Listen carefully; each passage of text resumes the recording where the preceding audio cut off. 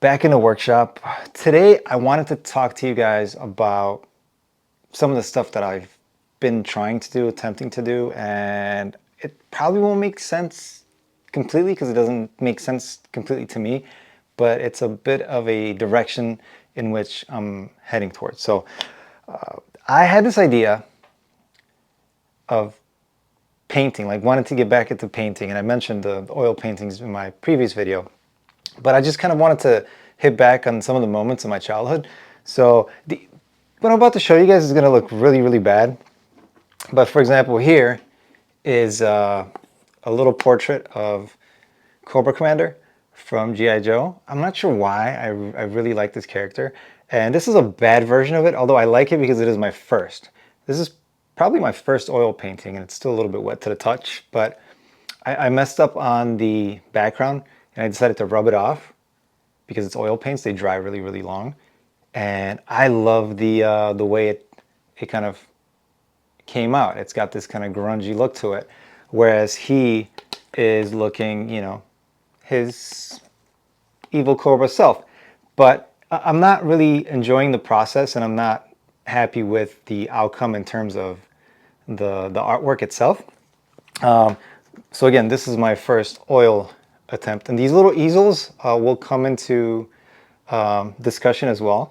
In the last video, you guys saw the 3D printer going. That was particularly printing some of these easels, and I might as well bring it up right now. Like, this is a better version of one. I was messing with this one in Blender yesterday. I'm not sure if it'll pick up. Come on, focus. Here you go. It's got a little bit of a wooden grain to it. It's got a better support because the other ones were kind of cracking on me. And you know, it's got a removable leg. And these will not be black. They're going to be painted wood. So that's something we'll be working on. But back to Cobra Commander. So I really got into it with the oil painting. And then I decided, you know what? Let me try an acrylics. Well, not acrylics. Gouache. I like gouache. I don't like the... Gouache is an opaque, non-transparent watercolor. And it's great, but it reactivates whenever you put water on it. So it's kind of like... It's not that it's not stable, but... for what I needed it to be, like these flat colors, it just wasn't working out well. So I ended up getting gouache, but an acrylic gouache, which is pretty much just flat, non-glossy acrylic paint. And it worked well. And you might, you know, this one is actually quite glossy, you'll see, but this is the acrylic version, another version of Cobra Commander. Again, I'm not totally happy with it. This is sort of a hybrid. It started off as a flat gouache / acrylic gouache painting. Come on, focus. Here we go. And then I decided to do these shadows because I'm like, you know what? Ultimately, I wanted to get a little bit of these blends going, like blended paint. And I couldn't do it with acrylics because acrylics dry so quick. Yes, there's a way to slow down acrylics, like using a retarder chemical with the paint. But I just never delved that deep into it. So I ended up being like, you know what? Since oil can go on anything, let me do these in oil. So I did these, the shadow parts of his hood in oil. Not realizing that oil itself has like a shiny, oily sheen to it. So the whole thing was flat. The whole painting was flat, except for these shadow areas, and it made it look really ridiculous when you looked at it from the side. It was like mostly flat with these like shiny areas. So what I decided to do before we went on our trip last week, we went to DC for the 4th of July. I decided to like just paint the whole thing, do like a coat in what do you call it, in whatever oil it is, linseed oil, just to give the whole thing like a cover. I didn't know anything about varnishing. Again, I'm totally new to this. I figured, I'm like, you know what, if oil paint has that sheen and oil paint uses linseed oil, what if I just do the whole thing in linseed oil? Maybe it was going to give that sheen, which it did. But you can probably see on this edge, it's already coming off. You see that? It's drying out, and so we have like one dry spot in here. So I'm going to wait for this guy to dry off completely, and once it does, what I'll do is I actually got an official varnish. It's called Gamvar. I'll let you guys know in the comments below, like in the description, what it is. But it is a varnish for oil and acrylic paint, and I'm going to cover it to see how it performs, meaning how it's going to look and how it's going to protect the paint.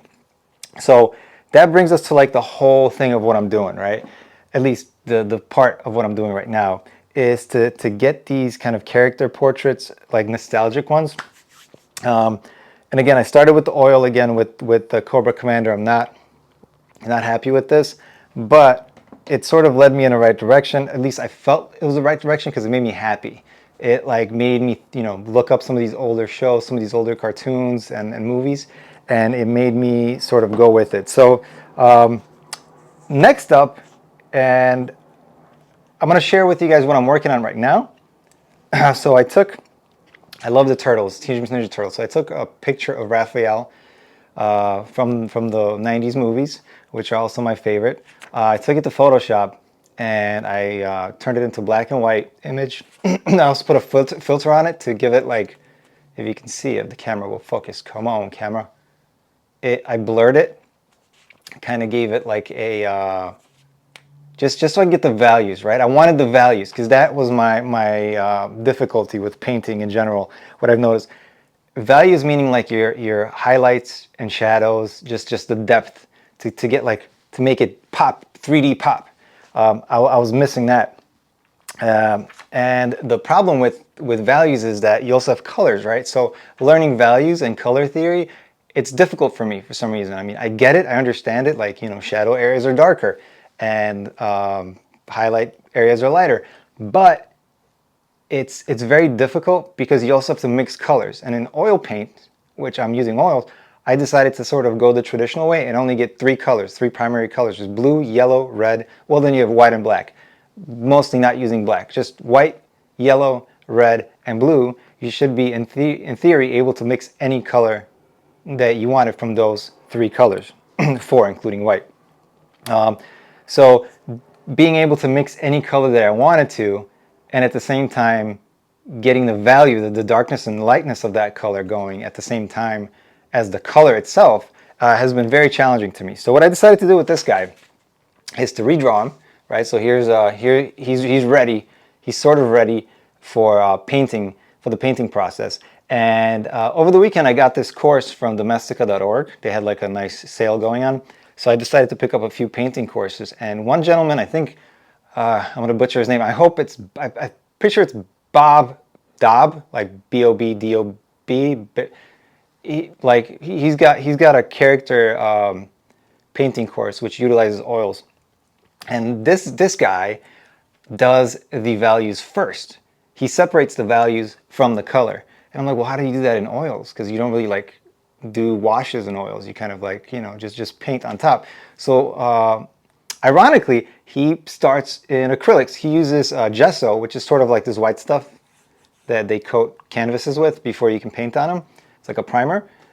But gesso is typically just acrylic paint that's not reflective. So it's really very much the same as my acrylic gouache. So gesso and gouache are pretty much the same. Gesso being a little bit thicker, this being a little bit washed out. But I'm like, you know what? That's exactly the process I used here, although I did it the shitty, non-proper way. But I kind of know the process because I kind of naturally, just came around to it. So with this one, I'm going to try to use, the steps that I'm going to pick up from his class, being, let's start with the values first. So I did, block in some of the values here in pencil, and I used a, just a blender, like a blending stick, to kind of, get those pencil shadow areas. But what I'm going to do next is I will be using just black and white acrylic, gouache, the non-reflective one, just to block in and reinforce these values, right? So hopefully by the end of this, and unfortunately I'm not going to be able to show you guys in this video because I'm doing this live as I'm working on this piece. I literally just finished this a few minutes ago. I'm going to establish the values first. It's just going to end up being sort of like a black and white piece that has all the proper values, hopefully. Now after that, we will then go into oil painting. And I haven't gotten there yet. I'm not sure exactly on what the processes are. Oil painting is a little bit of a different beast because the paint dries so slow, and you have to use certain, you can dilute the paint with certain chemicals. Gamsol is one of them. There's another one that sort of speeds up the dry time. So I have a whole bunch of them. Some of them are on the shelf behind me, and I don't know much about them. I've been using one. Again, like I said, I've used linseed oil on this. I do hear or read, because I haven't experienced it yet, that it yellows the paint. It is yellow in color. So we'll see what happens to this guy. But yeah, I'm going to try, it's going to be a new experiment with this guy.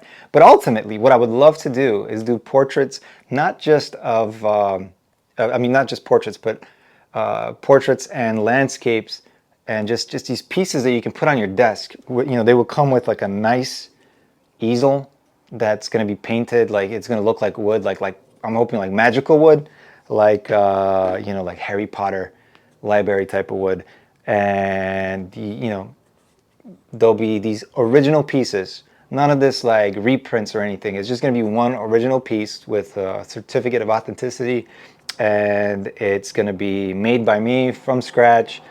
And and hopefully this can become a bit of a hobby, because I really feel good about it. And like big paintings that go on people's walls just stay there for a long time, but having something small that you can put on your desk, you can give to a coworker, you can give to a significant other, they can have it next to a computer, it can really change their mood. Maybe like I plan on doing a lot of like tropical Hawaii pieces as well, maybe with surfers. It's always been something that I've been interested in. So yeah, I just have like this nice vision for of things to come, and hopefully you guys will be able to join me on this journey. But yeah, I've talked enough. That's kind of where I'm at. Thank you for listening, and I'll see you guys soon. Cheers.